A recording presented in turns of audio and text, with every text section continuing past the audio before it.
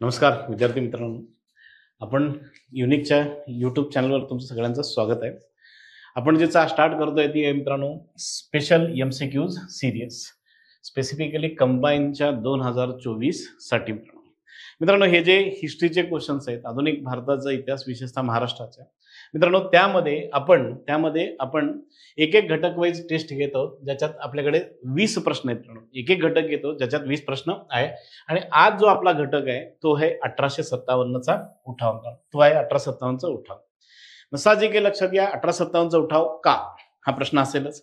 मित्रांनो या उठावावर जर बघायला गेला तर गेले मागच्या 5 वर्षाच्या जरी आपण क्वेश्चन पेपर बघितले, ह्याचा एक व्हिडिओ केलेला आहे बघा मित्रांनो. जो माझा मागचा व्हिडिओ आहे ना, तुम्ही जर चेक केलात युट्यूबवर तर तुम्हाला भेटेल बघा. त्यातले काही प्रश्न सुद्धा मी घेतलेले आहेत.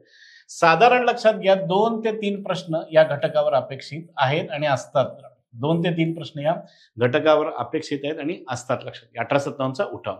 1857चा उठाव एक्झामच्या ओरिएंटेड दृष्टिकोनातून महत्वाचा काय तर मित्रांनो यामध्ये बऱ्याचशा गोष्टी येतात. लक्षात घ्या. उदाहरणार्थ मित्रांनो 1857च्या उठावासाठी लक्षात घ्या आपल्याला आर्थिक कारण बघायला लागतात. आर्थिक कारण जेव्हा आपण बघतो तर ऑटोमॅटिकली लक्षात घ्या आपण इंग्रजांचं आर्थिक धोरण, इंग्रजांच्या आर्थिक व्यवस्थेबद्दल सुद्धा आपण चर्चा करतो. आता उदाहरणार्थ घ्यायचं म्हटलं तर लक्षात घ्या तर रयतवारी येते बघा, महालवारी येते, मौजेवारी येते, बोली पद्धत येते, लिलाव पद्धत येते. त्याचबरोबर राजकीय जेव्हा येतात तर साहजिक आहेत राजकीय कारण जेव्हा आपण बघतो तर ऑटोमॅटिकली राजकीय कारणांबरोबर आपण व्हाईसरॉयचे सुद्धा किंवा गव्हर्नर जनरलचे सुद्धा कार्य बघतो का, तर त्याचं उत्तर आहे यस. लक्षात घ्या. उदाहरणार्थ तैनाती फौज आहे, उदाहरणार्थ खालसा धोरण आहे, उदाहरणार्थ सतीबंदी आहे. लक्षात घ्या. या सगळ्या गोष्टी कव्हर होतात. लक्षात घ्या. या सगळ्या गोष्टी कव्हर होतात. प्लस मित्रांनो इतर लक्षात घ्या आदिवासी जनजातीय उठावांचा सुद्धा अभ्यास होतो का, तर त्याचं उत्तर आहे यस मित्रांनो, इतर जनजातीय. त्यामुळं माझी एक रिक्वेस्ट अशी असेल की बाबा 1857च्या उठावावर थोडंसं जास्त भर द्या मित्रांनो. आणि साहजिक आहे तुम्हाला माहित असेल की बाबा आपला जो टॉपिक आहे, आपलं जे टायटल आहे बघा, आयोगाने पूर्व परीक्षेसाठी सांगितलेलं आधुनिक भारताचा इतिहास विशेषतः महाराष्ट्राचा.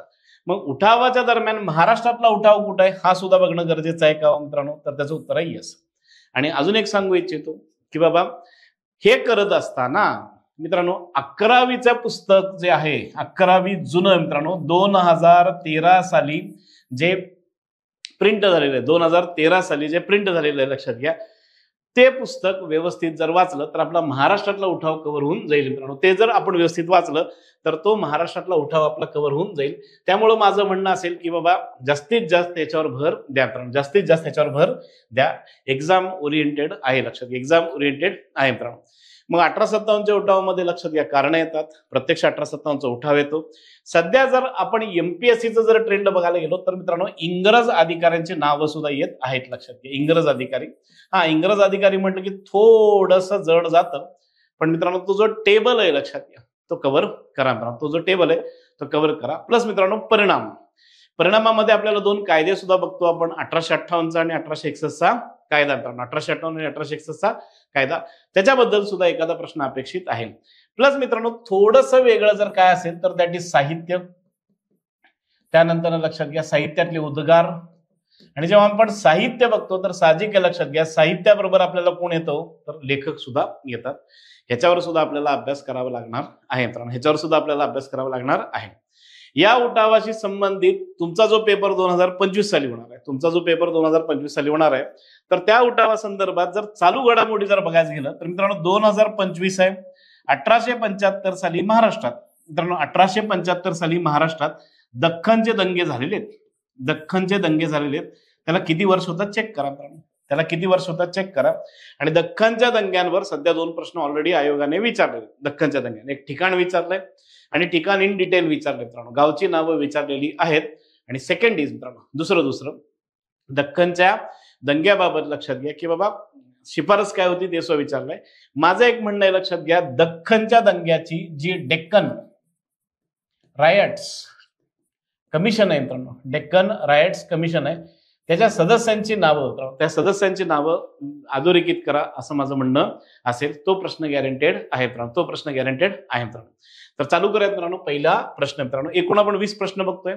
पहिला प्रश्न 1857च्या उठावावर लक्षात घ्या. 1857च्या उठावाची 4 प्रमुख केंद्र कोणती? योग्य नावे ओळखा. मित्रांनो, प्रमुख केंद्र हे थोडंसं व्यवस्थित करणं गरजेचं आहे. लक्षात घ्या, ठिकाणांची नावं, ठिकाणांची. आधीचा पॅटर्न जर बघायला गेला तर 3-4 वर्षापूर्वी तर 4च नावं देत होती मित्रांनो, एवढीच नावं द्यायची आणि उत्तर बघा म्हणायची. आता तसं नाहीये. तुम्ही बहुतेक सगळ्यांनी 2023चा 2022चा पेपर बघितला असाल मित्रांनो, पॅटर्न बदललेलं आहे.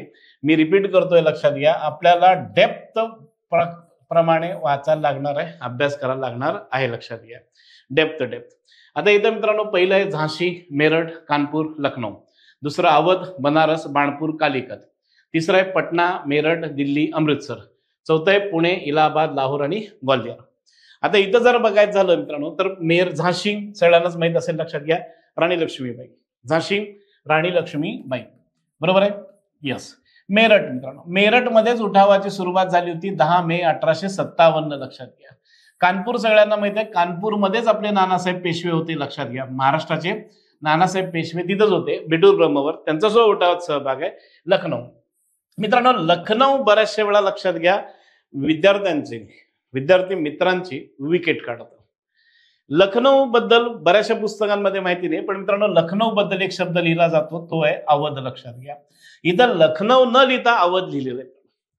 अवध संस्थान होतं, सगळ्यांना माहित असेल. वाजिद अली शाह त्याचा राजा होता आणि बेगम हजरत महल त्याची बायको आहे. बघा, राईट आहे, यस. शब्द नीट आहे का? अवधची जी राजधानी ती लखनौ आहे. तुम्ही जर 2016, 15, 16, 17चा जर पेपर बघितला तर त्यामध्ये बघा उठावात कोण सहभागी होतं म्हणून एक प्रश्न आहे, महिलांबद्दल प्रश्न होता, त्यामध्ये लखनौची बेगम म्हणून होतं. आता अवध सुद्धा सहभागी होता का? तर त्याचं उत्तर आहे यस. लक्षात घ्या, बेगम हजरत महल. बेगम हजरत महल. लक्षात घ्या, झालं मित्रांनो. हे चारीच्या चारी सहभागी होते, म्हणजे याचं उत्तर काय असणार आहे? पहिलं. तरी आपण दुसरं तिसरं चेक करू. अवध सहभागी होतं, डन. बनारस सहभागी होतं, डन. बाणपूर सहभागी होतं, डन. कॅलिकत मित्रांनो, कॅलिकत तुम्हाला आठवतंय का? बघा, युरोपियन लोक जे भारतात आले ते सर्वप्रथम कॅलिकत मध्ये होते. केरळमध्ये, लक्षात घ्या, केरळमध्ये, त्यामुळे दॅट इज नो. पटना नाहीये, त्याचं कुठं हे दिसत नाही. मेरठ बरोबर आहे, दिल्ली पेटलेली होती. अमृतसर मध्ये लक्षात घ्या उठाव झालेला नाहीये. शिखांनी इंग्रजांच्या बाजूने उठावात भाग घेतलेला आहे. इंग्रजांच्या बाजूने उठावात भाग घेतलेला आहे. तुम्हाला आठवतंय का? बघा, तो कॅनिंगचा डायलॉग आहे. बघा, कॅनिंगचा डायलॉग आहे. बघा, 2दा प्रश्न येऊन गेलेला आहे. मागच्या वर्षीचा प्रश्न चेक करा. पुण्यामध्ये उठाव झालेला नाहीये. महाराष्ट्रात लक्षात घ्या, मुंबईमध्ये झालाय, नागपूरमध्ये झालाय, कोल्हापुरात झालाय, साताऱ्यात झालाय. लक्षात घ्या, मुधोळमध्ये झालाय, नरगुंदमध्ये झालाय. पुण्यात झालेला नाहीये. त्यामुळे ऑटोमॅटिकली हे कॅन्सल होतं. पटण्यात झाला नाही, अमृतसरमध्ये ते नाही, कॅलिकत मध्ये झाला नाही, हे कॅन्सल होतं. The right answer is number 1. The right answer is number 1. जमतंय मित्रांनो? ठिकाण बघा. लक्षात घ्या. आता याच्यावर आधारित अजून एक प्रश्न जर करायचं म्हटलं तर लक्षात घ्या, इथं 4 प्रमुख केंद्र म्हटले. इथं लक्षात घ्या प्रांतातला एरिया सुद्धा विचारला जाऊ शकतो. प्रमुख जर बघायला तर उत्तर भारतातलाच उठाव आहे, ते सुद्धा विचारलं जाऊ शकतो. लक्षात घ्या, किंवा कुठल्या 2 नद्यांच्या मध्ये ते सुद्धा विचारलं जाऊ शकतं मित्रांनो. हा झाला आपला पहिला प्रश्न. लक्षात घ्या, ठिकाणांबद्दल. पहिला प्रश्न झाला ठिकाणांबद्दल मित्रांनो. जमताय?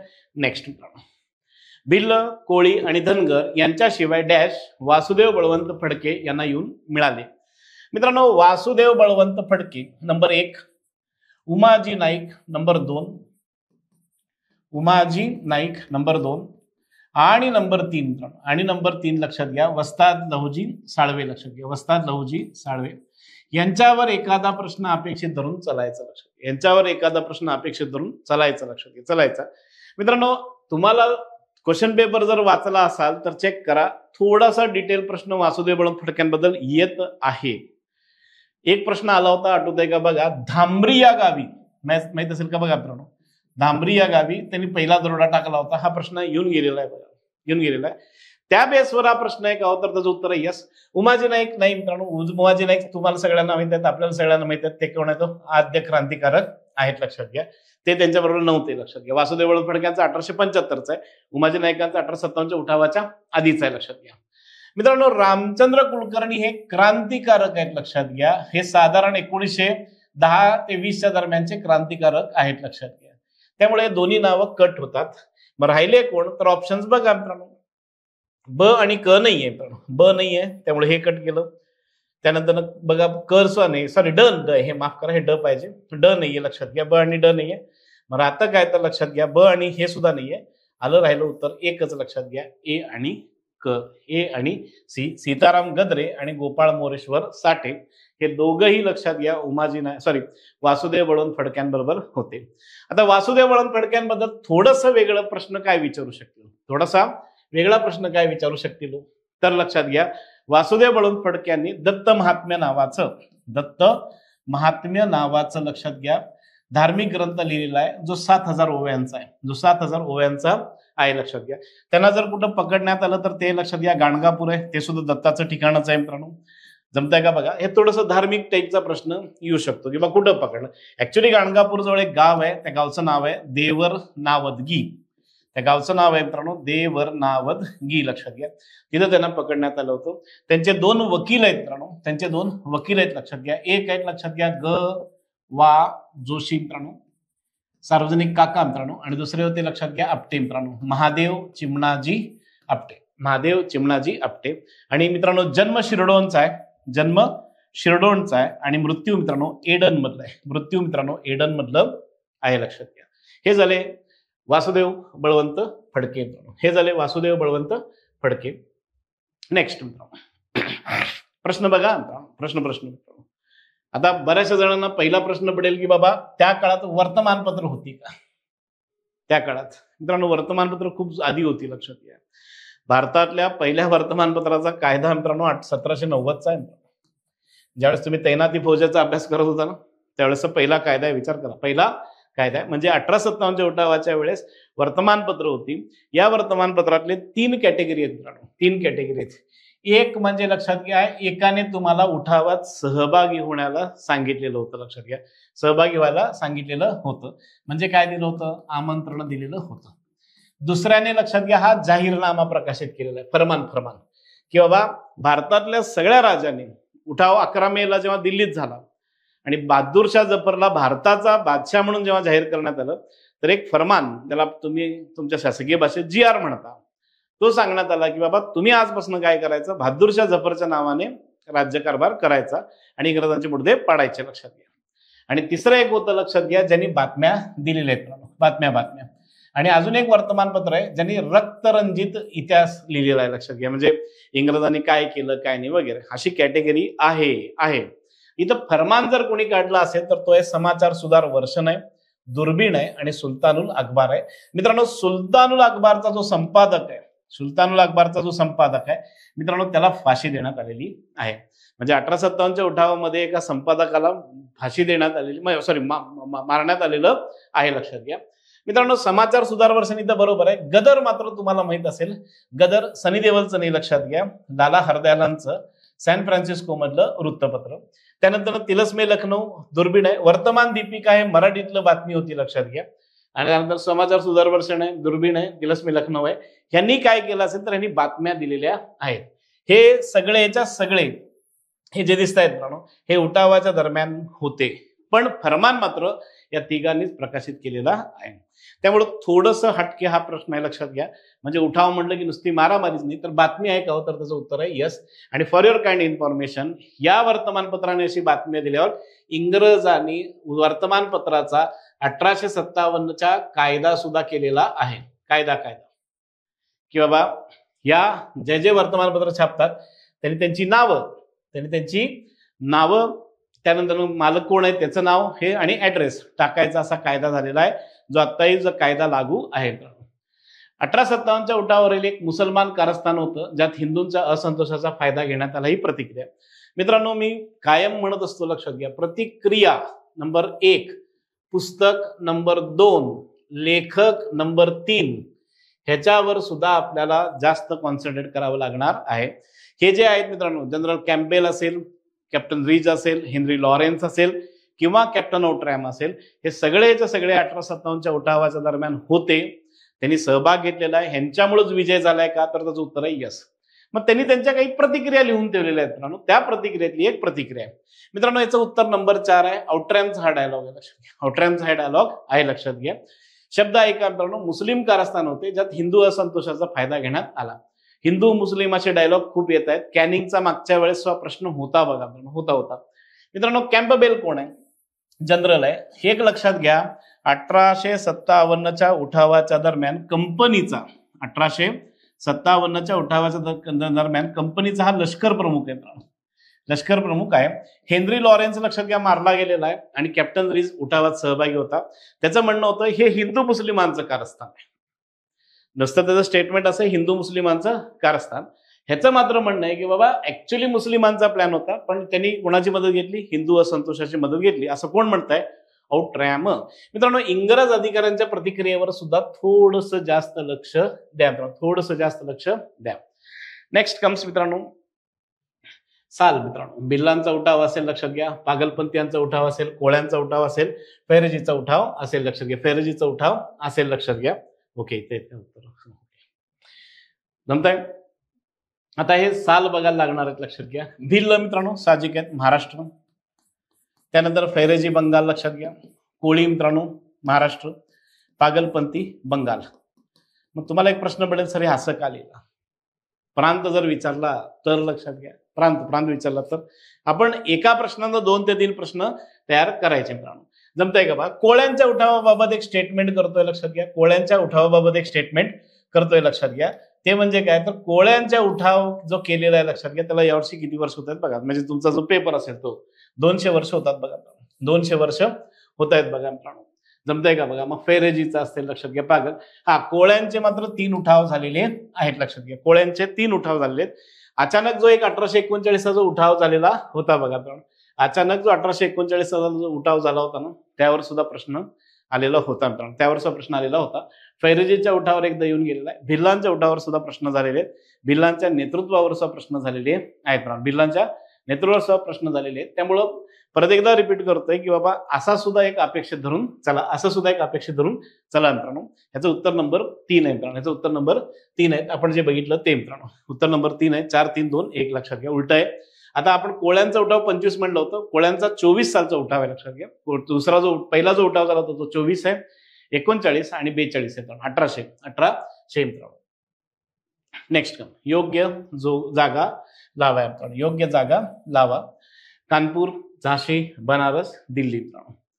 आता इथं तुम्हाला एखादा दुसरे 2 जरी अधिकारी कळाले तरी जमतं का? तर त्याचं उत्तर आहे यस, लक्षात घ्या. त्याचं उत्तर आहे यस, झाशी. झाशीमध्ये सगळ्यांनाच माहित असेल बघा, राणी लक्ष्मीबाई उठावाचं नेतृत्व करत होत्या राणी लक्ष्मीबाई. मित्रांनो, राणी लक्ष्मीबाईंबद्दल आणि झाशीबद्दल एक प्रश्न आला होता बघा. तो म्हणजे की बाबा राणी लक्ष्मीबाईंच्या 4 साथीदारांची नावं दिली आयोगाने एकदा विचारलेली बघा. आयोगाने कृपया थोडंसं मागच्या क्वेश्चन पेपरकडे जा, ते बघा. तो प्रश्न इम्पॉर्टंट आहे. तो प्रश्न इम्पॉर्टंट आहे. तर लक्षात घ्या, त्यांच्या विरोधात जर कोण लढला होता तर दॅट वॉज सर ह्यू रोज, लक्षात घ्या. सर ह्यू रोज. सिंपल आहे, लक्षात घ्या. लक्षात ठेवायला सोपं आहे. राणी लक्ष्मीबाईंना गुलाब आवडत होता असं जरी म्हणलं, राणी लक्ष्मीबाईंना गुलाब आवडत होता असं जरी म्हणलं तरी लक्षात घ्या उत्तर होतं दिल्ली हडसन मित्रांनो. हडसन का बरं? दिल्ली हडसन का? तर या हडसनने, लक्षात घ्या, मुघल बादशाहच्या 2 मुलांना आणि एका नातवाला, या हडसनने, लक्षात घ्या, मुघल बादशाह बहादूरशाह जफरच्या 2 मुलांना, एका नातवाला मित्रांनो हुमायूनच्या कबरीपाशी डायरेक्टली गोळ्या घालून मारलेलं होतं. डायरेक्टली गोळ्या घालून मारलेलं होतं मित्रांनो. त्यामुळे हे एक होतं. त्यानंतर दिल्ली हडसन एक होतं, लक्षात घ्या. त्यानंतर कॅप्टन नील आणि लक्षात घ्या बनारस कॅम्बेल. बनारस कॅम्बेल. जमताय का बघा मित्रांनो? ह्याचं उत्तर आहे 2, 1, 4, 3. 2, 1, 4, 3. क्लिअर आहे? हे इंग्रज अधिकाऱ्यांचे प्रश्न मी रिपीट करतोय, लक्षात घ्या, थोडेसे सिरियस आहेत, लक्षात घ्या. म्हणून मी तुम्हाला एक गोष्ट म्हणली की बाबा सर ह्यू रोज लक्षात ठेवा. राणी लक्ष्मीबाईंना गुलाब आवडत होता. हडसनने गोळ्या घातलेल्या आहेत. कॅम्बेल मी ऑलरेडी मगाशी बोललेलो आहे की बाबा तो कोण होता? लष्कर प्रमुख होता. लष्कर प्रमुख होता मित्रांनो. त्यानंतर अयोग्य जोडी ओळखा मित्रांनो. अयोग्य जोडी ओळखा. अयोग्य जोडी, कालानुक्रम, बरेचसे असे येतात, लक्षात घ्या. तुम्हाला आणि मला सगळ्यांना माहित आहे राणीचा जाहीरनामा. राणीचा जाहीरनामा हा व्हिक्टोरिया राणीचा होता, लक्षात घ्या. व्हिक्टोरिया राणीचा होता, लक्षात घ्या. हा जाहीरनामा 1 नोव्हेंबर 1858 इलाहाबादमध्ये वाचून दाखवण्यात आला होता. म्हणजे आजच्या भाषेत प्रयागराजमध्ये वाचून दाखवण्यात आला होता. वाचून दाखवणारा कार्यकर्ता होता कॅनिंग. कॅनिंग, बरोबर आहे मित्रांनो. भारतीयांचा जाहीरनामा कधी वाचलाय का? बहादूरशाहचा जाहीरनामा कधी वाचलाय का? आजमगडच्या राजपुत्रांचा जाहीरनामा कधी वाचलाय का? तर त्याचं उत्तर आहे यस, लक्षात घ्या. भारतीयांचा जाहीरनामा जर कोणी प्रकाशित केला होता तर तो मित्रांनो राणीच्या जाहीरनाम्याला उत्तर म्हणून, राणीच्या जाहीरनाम्याला उत्तर म्हणून भारतीयांचा जाहीरनामा जर कोणी प्रकाशित केला होता तर त्या होत्या बेगम हजरत महल. त्या होत्या बेगम हजरत महल. हा जर कुठल्या भाषेत होता तर तो होता उर्दूत. हे जर कुठं लक्षात घ्या जाहीर करण्यात आलं होतं तर ते नेपाळमध्ये जाहीर करण्यात आलेलं होतं, कारण बेगम हजरत महल नेपाळमध्ये होत्या. मित्रांनो, हा पुनर्प्रकाशित जर कधी करण्यात आलाय तर तो पुनर्प्रकाशित 1908 साली करण्यात आला. इंडिया हाऊस मध्ये स्वतंत्रवीर सावरकरांच्या नेतृत्वाखाली हा परत एकदा पुनर्प्रकाशित करण्यात आलेला आहे. त्यामुळं 1 बरोबर आहे, 2 बरोबर आहे. मित्रांनो, बहादूर शाहला जाहीरनामा काढताच आला नाही. नीट आहे का? मग म्हणा सर कसं काय काढता? व्हेरी व्हेरी सिंपल आहे. त्याला लगेच अटक करण्यात आली आणि त्याला ब्रह्मदेशात नेऊन सोडण्यात आलं, जिथं त्याचा मृत्यू झालेला आहे. त्यामुळं ऑटोमॅटिकली बहादूर शाह कट होतो. आजमगडच्या राजपुत्रांनी सुद्धा जाहीरनामा प्रकाशित केलेला होता. त्यामुळे इथं तुम्हाला 3 जाहीरनामे माहिती आहेत बघा. आन्सर इज थर्ड मित्रांनो, बहादूर शाह जफरचा जाहीरनामा. बहादूर शाह जफरचा जाहीरनामा. नेक्स्ट, चालू घडामोडीला लागून हा प्रश्न आहे. चालू घडामोडीला लागून हा प्रश्न आहे. थोडासा बदलू शकतो का? तर त्याचं उत्तर आहे यस. लक्षात घ्या, थोडंसं बदलू शकतो मित्रांनो. नरेंद्र मोदी सरकारने या बेटांची नावे बदलली. मग म्हणा सर तुम्ही हा प्रश्न हिस्ट्रीमध्ये का घेताय? मित्रांनो, ही जी बेटांची नावं दिसतात बघा, नील, हॅवलॉक, कॅम्बेल, ह्युरोज, नील, हॅवलॉक, आउट्रॅम, नील, हे जे सगळे नील, आउट्रॅम वगैरे वगैरे आहेत ना मित्रांनो, हे सगळेच्या सगळे मगाशी म्हटल्यासारखं 1857च्या उठावाचे इंग्रज अधिकारी आहेत. मित्रांनो, इंग्रजांची स्पेशालिटी काय असते बघा मित्रांनो, की बाबा आपल्या सैनिकांचं, आपल्या सैन्य अधिकाऱ्यांचं मनोबल वाढलं पाहिजे, त्यांनी पराक्रम भरपूर केला पाहिजे, म्हणून ते काय करायचे की बाबा वेगवेगळ्या ठिकाणाला त्यांची नावं द्यायची. आता आपल्याकडे बऱ्याचशा सैनिकांसंदर्भात, लष्कर प्रमुखांसंदर्भात नावं नाहीच आहेत. आपल्याकडे बऱ्याच वेळा राजकीय नेत्यांची असतात, पण त्या इंग्रजांची ती स्पेशालिटी होती. तुम्ही जर अंदमान निकोबारच्या द्वीप समूहात जर गेला तर बरीचशी नावं इंग्रजांची होती, इंग्रजांची आहेत, इंग्रजांची होती. आणि त्यात मित्रांनो बरीचशी नावं ही 1857च्या उठावाशी संदर्भात आहेत. 1857च्या उठावाशी संबंधित जेवढे जेवढे अधिकारी होते त्यांची नावं आहेत. बेटांना नावं देत आहेत म्हणजे ते किती गौरव करत आहेत बघा. बेटांना बेटांना आपल्याकडे रस्त्याला लिहिले जातात, तिथं तर बेटांना. नरेंद्र मोदी गव्हर्नमेंटने मध्ये मित्रांनो शहीद आणि स्वराज हे नाव दिलेलं आहे नील बेट आणि हॅवलॉक बेटला. मित्रांनो, तुम्ही शहीद आणि स्वराज्य शब्द जर ऐकला असाल, लक्षात येतोय का बघा. शहीद आणि स्वराज्य हे नाव नेताजी सुभाषचंद्र बोस यांनी, हे नाव नेताजी सुभाषचंद्र बोस यांनी अंदमान निकोबार आयलंडला, अंदमान निकोबार बेटाला आपल्या दुसऱ्या जागतिक महायुद्धाच्या दरम्यान दिलेलं होतं बघा. तिथे आझाद हिंद सरकार होतं मित्रांनो. मग त्यांचाच गौरव करण्यासाठी हे काम करण्यात आलेलं आहे मित्रांनो. उत्तर नंबर 1 आहे. उत्तर नंबर 1 आहे हॅवलॉक आणि लक्षात घ्या नील. हॅवलॉक आणि नील जमतंय. हे चालू घडामोडीला लागून सुद्धा लक्षात घ्या असे आपले काही प्रश्न असतात, त्याच्याकडे आपण बघणं गरजेचं आहे मित्रांनो. त्याच्याकडे आपण बघणं गरजेचं आहे मित्रांनो. क्लिअर आहे. त्यानंतर बेंटिकच्या सतीबंदी कमिटीची खालीलपैकी कोण होतं? मित्रांनो, खूप जणांना काय वाटतं, कसं आहे, राजाराम मोहन रॉय यांनी आत्मीय सभेकडनं, आत्मीय सभा, राजाराम मोहन रॉय यांनी आत्मीय सभेकडनं 1818 साली सतीबंदीची मागणी केली. राजाराम मोहन रॉय यांनी, बहुतेक सगळ्यांना हे तर माहिती आहे, राजाराम मोहन रॉय यांनी, राईट. येस. त्यांना जर विरोध कुणी केला असेल तर तो विरोध केला राधाकांत देव यांनी. त्यांना जर विरोध कोणी केला असेल तर त्याने राधाकांत देव यांनी धर्मसभेमार्फत विरोध केला. धर्मसभा 1818 पासून मागणी होती. इंग्रज त्याच्याबद्दल सिरियस नव्हते. का बरं? तर बऱ्याचशा लष्करी अधिकाऱ्यांनी त्यांचे जे इंग्रज बॉस होते त्यांना सांगितलं होतं, आपण जर सतीबंदी केली तर लष्करात उठाव होईल आणि लष्कर आपला ऐकणार नाही आणि आपलं सगळं जे काही दारोमदार आहे ती लष्करावर आहे. 1823 साली हा प्रश्न येऊन गेलेला आहे.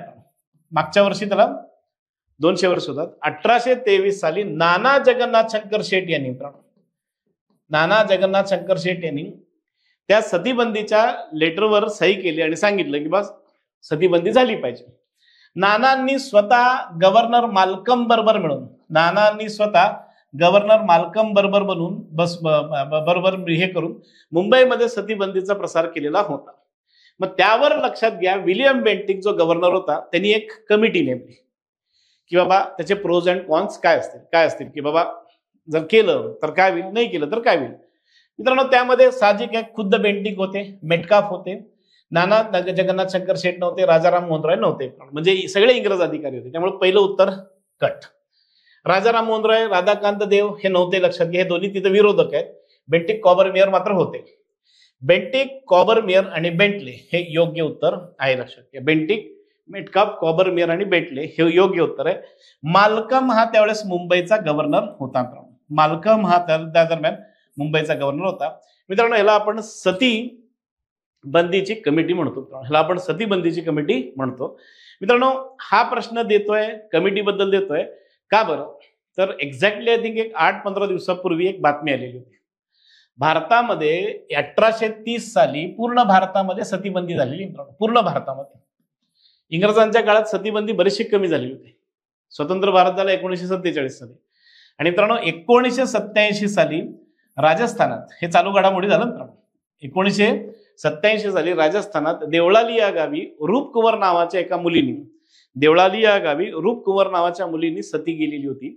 मित्रांनो, 87 मधली घटना आहे. 2024 मध्ये राजस्थान हायकोर्टाने त्या सगळ्या आरोपींना, लक्षात घ्या, जे शेवटचे 4 आरोपी राहिलेले होते त्या सगळ्यांची, लक्षात घ्या, निर्दोष मुक्तता केलेली आहे. हे बॅकग्राऊंड आहे.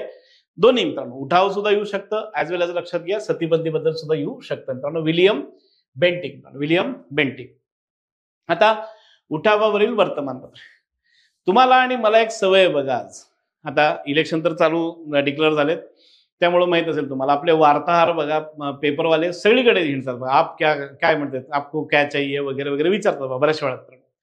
मित्रांनो, इंग्रजांच्या त्या काळातली पत्रकारिता किती क्लासिक असेल बघा. उठाव झाल्यानंतर लक्षात घ्या, लंडन टाइम्सच्या वर्तमानपत्राने WH रसेलला उत्तर सांगितलं, टाकलं डायरेक्टली. लंडन टाइम्सच्या वर्तमानपत्राने WH रसेलला भारतात पाठवलं. मित्रांनो, हा WH रसेल पूर्ण भारतभर फिरतो, जिथं उठाव झाला होता तिथं. उत्तर भारतात पूर्ण फिरतो तो, म्हणजे झाशीमध्ये जातो, ग्वालियरमध्ये जातो, कानपूरमध्ये जातो, लक्षात घ्या, मेरठमध्ये जातो, अवधमध्ये जातो आणि तिथला सगळा डाटा गोळा करतो. इव्हन त्यावर पुस्तक सुद्धा लिहितो. मित्रांनो, हा वार्ताहर आहे, लक्षात घ्या, हा वार्ताहर आहे. आणि हा कुठला आहे, तर लंडन टाइम्सचा वार्ताहर आहे, लक्षात घ्या.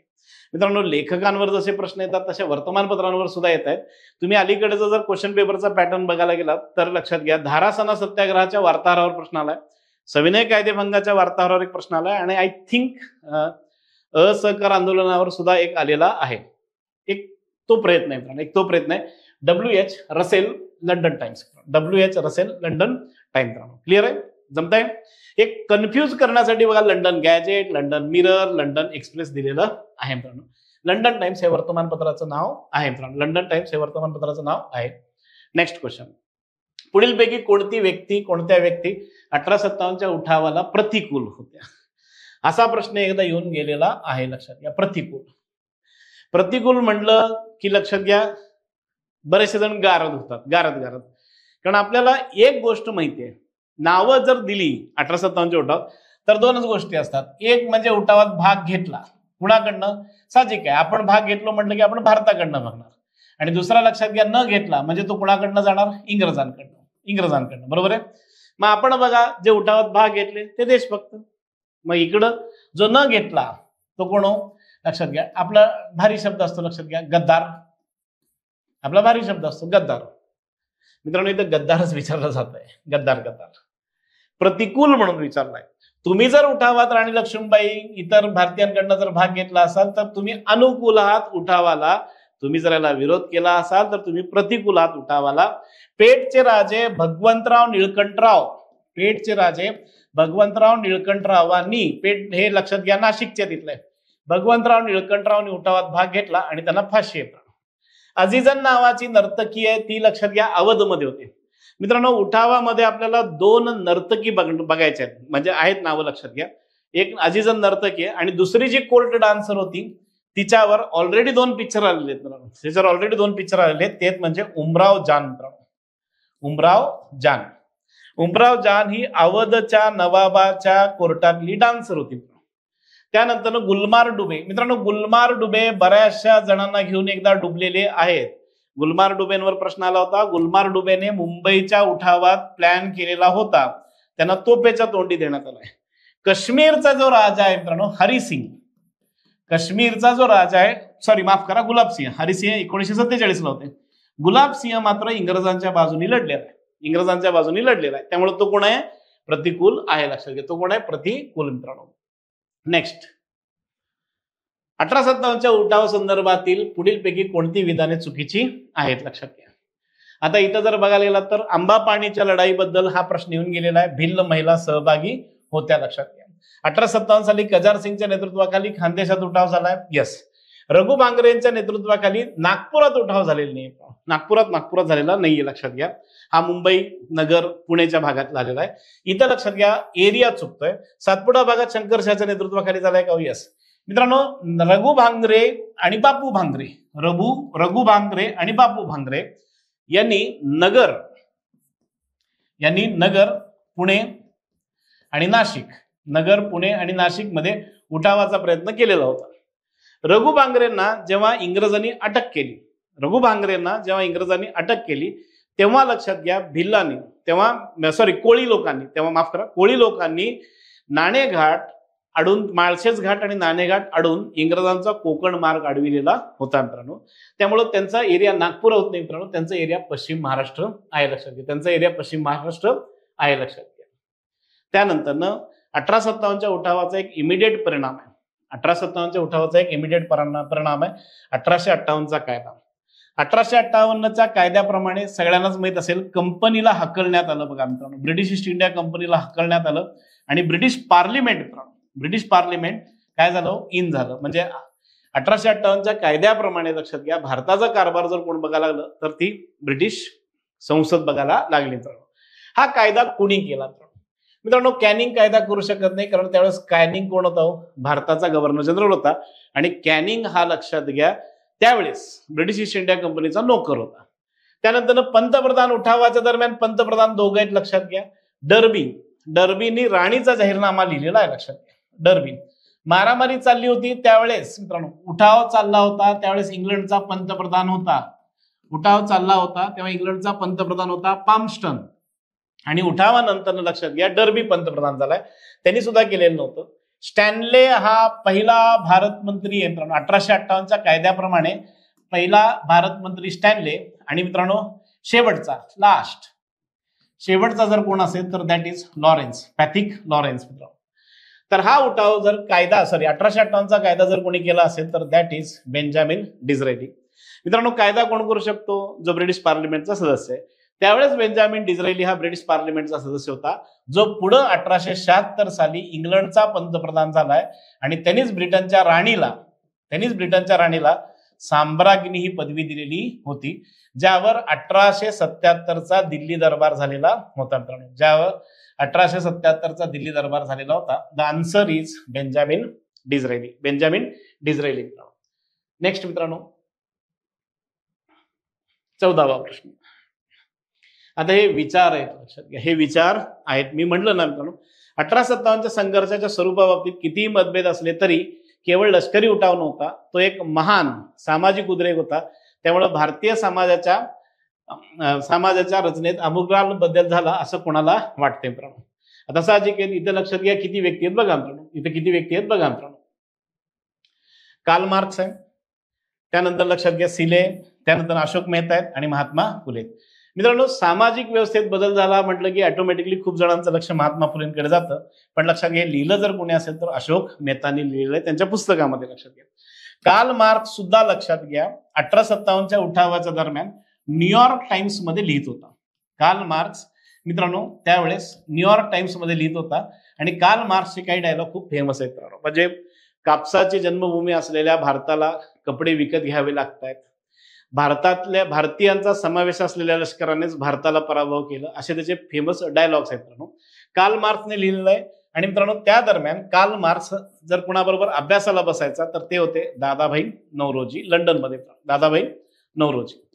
त्यानंतर महात्मा फुलेंनी उठावात भारतीयांचा पराभव झाला म्हणून आनंद व्यक्त केला. महात्मा फुलेंनी या 1857च्या उठावाला भात चपातीचे बंड म्हटलेलं आहे मित्रांनो. भात चपातीचे बंड म्हटलेलं आहे. प्लस ते म्हणतात की बाबा देवाजीने कृपा करून भट नानाचे बंड मोडविले म्हणून बरे झाले. सिलेने लक्षात घ्या या उठाव हिंदू मुस्लिम अँगलने घेतलेला होता. पण मित्रांनो बराचसा बदल झाला असं कोणाचं म्हणणं असेल तर ते होते लेखक अशोक मेहता. मित्रांनो अशोक मेहता आणि लेखक यांच्यावर लक्षात घ्या बरेचसे प्रश्न येतात, अदनमधून हे प्रश्न येतात. हा प्रश्न थोडासा सिंगल लाईन आहे पण थोड्याशा वेगळ्या अँगलने, मित्रांनो सिंगल आहे पण थोड्याशा वेगळ्या अँगलने. डलहौसी सगळ्यांनाच माहित असेल उठावाचं मूळ कारणच कोण होतं? डलहौसी. डलहौसीचे साम्राज्यवादी धोरण, तैनाती फौज, दत्तक वारसाना, मजुरी उठावाची कोणती कारण होती? मित्रांनो 1857च्या उठावाचे राजकीय कारण आहेत, न्यायिक कारण आहेत, लष्करी कारण आहेत, प्रशासकीय कारण आहेत, त्यानंतर लक्षात घ्या सामाजिक कारण आहेत, धार्मिक कारण आहेत. हे मात्र जर बघायचं झालं तर लक्षात घ्या साम्राज्यवादी धोरण, त्याला भारतीय राजे ठेवायचेच नव्हते, लक्षात घ्या त्याचं होतं विस्तारवादी धोरण. तैनाती फौज असेल, दत्तक वारसा असेल, हे सगळंच्या सगळं लक्षात घ्या जर कुठलं कारण असेल तर ते राजकीय कारण आहे. कारण याच्यामुळे सगळे राजे काय झाले? बेरोजगार झाले. ह्याच्यामुळे सगळे राजांचं काय झालं? पद दळमळीत झालं. मग हे सगळ्या राजांचं पद दळमळीत झाल्यावर सगळे राजे काय म्हणतात? रागाला आले आणि त्यातनं उठावात त्यांनी भाग घेतलेला आहे. राजकीय आणि सामाजिक कारणांवर प्रश्न येऊन गेलेले आहेत. हा थोडासा वेगळा प्रश्न तयार करायचा प्रयत्न आहे मित्रांनो. कारणांकडे व्यवस्थित बघा, कारणांकडे कृपया व्यवस्थित बघा. आता हे आदिवासी आणि जनजातीय उठाव लक्षात घ्या. आदिवासी आणि जनजातीय उठाव लक्षात घ्या. 1857च्या उठावानंतर लगेच एक बंड झालेलं आहे, लगेच एक बंड झालेलं आहे. ते बंड आहे नीळ. मित्रांनो नीळ मुद्दामून आन्सर लगेचच्या लगेच नीळ बंड म्हणतोय, लगेचच्या लगेच नीळ विद्रोह म्हणतोय का? मित्रांनो जेव्हा आपण नीळ म्हणतो, आया नया उजाला 4 बुंदों वाला, मित्रांनो जेव्हा आपण नीळ म्हणतो तर तुम्ही सगळे जण लक्षात घ्या बापूजींना घेऊन चंपारण्याला जातात, राईट? आपल्याला वाटतं किंवा फक्त चंपारण्यामध्येच निळीचा उठाव झालाय, नाही. लक्षात घ्या मित्रांनो चंपारण्य हा सत्याग्रह होता, हा निळीचा मी उठावाबद्दल बोलतोय. विश्वास बंधू जे आहेत बंगालचे, विश्वास बंधू त्यांनी हा उठाव केलेला होता. मित्रांनो बंगालमधली पहिली शेतकऱ्यांचा बंगालमधलं नाही भारतातलं पहिलं बंगालमध्ये झालं शेतकऱ्यांचं बंद आहे, बंद. मित्रांनो आता तुम्हाला माहित असेल बा, कामगार बंद, गाव बंद, महाराष्ट्र बंद, भारत बंद ऐकलं असाल तुम्ही. मित्रांनो हे शेतकऱ्यांचं पहिलं बंद होतं, लक्षात घ्या. नीळ उठाव विश्वास बंधूंनी ते केलेलं आहे, विश्वास बंधूंनी ते केलेलं आहे. आणि याच्यावर बहुतेक सगळ्यांना माहित असेल बघा, एक नाटक बंगाली भाषेत आलं. ह्याच्यावर सगळ्यांना माहित असेल बघा, एक नाटक बंगाली भाषेत आलं बघा, नीळ दर्पण. नीळ दर्पण जर कोणी लिहिलं असेल तर ते लिहिलं होतं दीनबंधू मित्र याने, दीनबंधू मित्र याने. हे नाटक खूप गाजलं. आता मित्रांनो एक काम करा, कमेंट बॉक्समध्ये नीळ दर्पण दीनबंधू मित्रने लिहिलेलं बंगाली भाषेचं मराठीत कोणी भाषांतर केलं ते जरा लिहा, ते जरा गुगल करा किंवा बघा. जमतंय? पागलपंथ्यांचा उठाव होता, संताळांचा उठाव होता. मित्रांनो संताळांच्या उठावावर सुद्धा परवा प्रश्न येऊन गेलेला आहे. कारण संताळांचं जे नेतृत्व करतायत सिद्धो आणि कानो, आता मी हे का बरं देतोय सांगतोय. मित्रांनो सिद्धो आणि कानो संताळांचे नेतृत्व करत होते, सगळ्यांना माहित आहे. पण खूप जणांना माहित नसेल यांचं आडनाव मुर्मू आहे. मित्रांनो मुर्मू आहे. आयोगाने तो प्रश्न मध्ये विचारला होता, आता तो कधी विचारला असेल कळाला असेल, मुर्मू आडनावावरनं कळालेलं असेल बघा. आपल्या माननीय राष्ट्रपती महोदया ज्यावेळेस झाल्या त्यावेळेस लक्षात घ्या हा प्रश्न होता बघा, प्रश्न चेक करू शकता तुम्ही. नेक्स्ट मित्रांनो, मराठवाड्यातील हटकरांच्या उठाव कोणी मोडून काढला? आले बघा मित्रांनो. परत इंग्रज अधिकारी लक्षात घ्या तुम्हाला त्रास द्यायला आलेले आहेत बघा मित्रांनो. परत त्रास द्यायला आले का? तर त्याचं उत्तर आहे यस. लक्षात घ्या मित्रांनो. Major Pitman David Taylor, major Pitman Hewson Henry Boag, general Hearsey Pitman junior Henry Boag, Neil Outram major Pitman. तर त्याचं उत्तर आहे मेजर पिटमॅन. का बरं हे सांगतोय मित्रांनो? ह्युसन हा मंगल पांडेंना ट्रेनिंग देणारा अधिकारी होता. ह्युसन हा मंगल पांडेंना ट्रेनिंग देणारा अधिकारी होता आणि मंगल पांडेंनी त्या कॅप्टनचं कैलासवासी करून टाकलेलं होतं. कळतं ना? कैलासवासी म्हणजे मंगल पांडेंनी पहिली त्याची विकेट उडाली होती. हेनरी बॉग त्याच कॅन्टॉन्मेंटमध्ये बरकपूरमध्ये, हेनरी बॉग त्याच कॅन्टॉन्मेंटमध्ये देखरेखीला होता.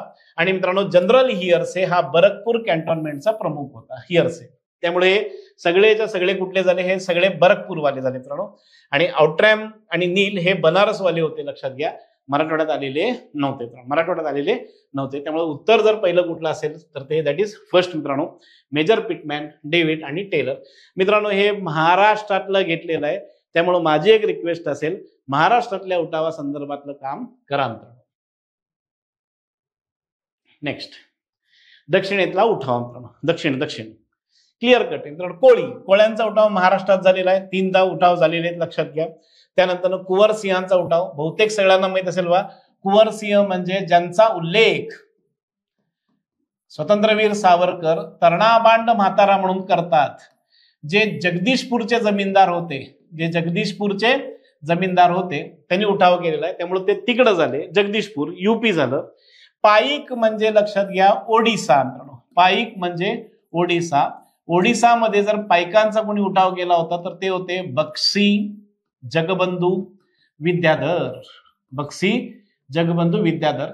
भारत सरकारने पायकांच्या उठाव म्हणजेच बक्षी जगबंधूंच्या उठावाला भारतातला पहिला उठाव म्हणून मान्यता दिलेली आहे. आता येतं मित्रांनो कित्तूर. बहुतेक तुम्ही सगळ्यांनी बघितलं असेल बा, कित्तूरच्या राणी चिन्नम्मा. त्यांनी तो उठावाचा प्रयत्न केला होता 1857च्या आधी. मित्रांनो 1824 साली त्यांना इंग्रजांनी, त्यांची सुद्धा स्टोरी सेम आहे राणी लक्ष्मीबाईंसारखी, दत्तक मुलगा आहे, नवरा नाही, लक्षात घ्या, दत्तकाला नामंजूर होतं. 1824 साली त्यांना अटक आहे.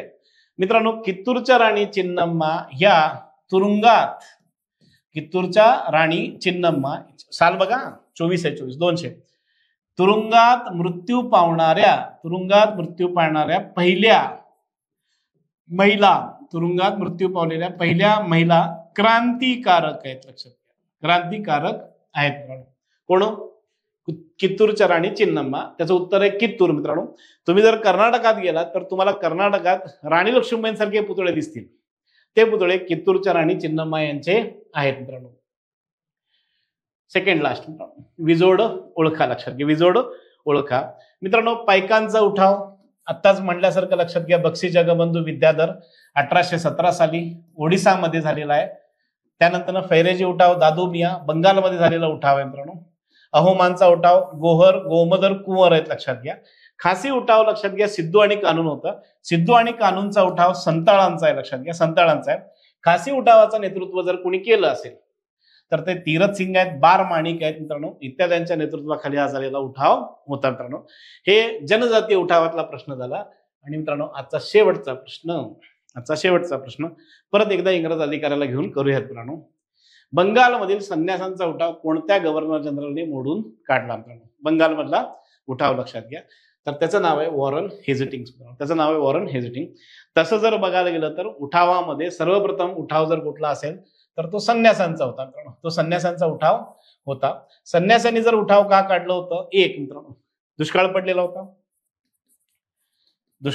होता. त्यानंतर लक्षात घ्या नदी जी पात्र होती ती लक्षात घ्या इंग्रजांच्या ताब्यात होती. त्यानंतर दुष्काळामुळे लक्षात घ्या लोकांचा भयानक मृत्यू झालेला होता. मग त्याच्या विरोधात हे जे संन्यासी आहेत ते लढले का? तर तेच. आणि त्यामध्ये जर कुठले सगळ्यात जास्त संन्यासी होते तर ते होते नागा साधू. कुंभमेळाचा काळ होता. वॉरन हेझिटिंग्स. बेंटिकच्या काळात लक्षात घ्या संन्यासांचा उठाव झाला नाही. हार्डिंग्स नंतर येतो. मेओ तर अलीकडचा आहे मित्रांनो. मेओला लक्षात घ्या कलम 124A साठी मेओला लक्षात ठेवा. जमताय? आणि बंगालमधला संन्यासांचा उठाव आहे, लक्षात घ्या, बंगालमधला संन्यासांचा उठाव आहे मित्रांनो. हे झाले 20 प्रश्न 1857च्या उठावावरचे. त्यावर आपण थोडेसे प्रश्न सुद्धा तयार केलेले आहेत मित्रांनो. जमताय? आता पुढचं सेशन जे घेऊन येऊ ते आपण काँग्रेसचे घेऊन येऊ. तोपर्यंत तुम्हाला सगळ्यांना ऑल दी बेस्ट, हार्दिक शुभेच्छा. धन्यवाद.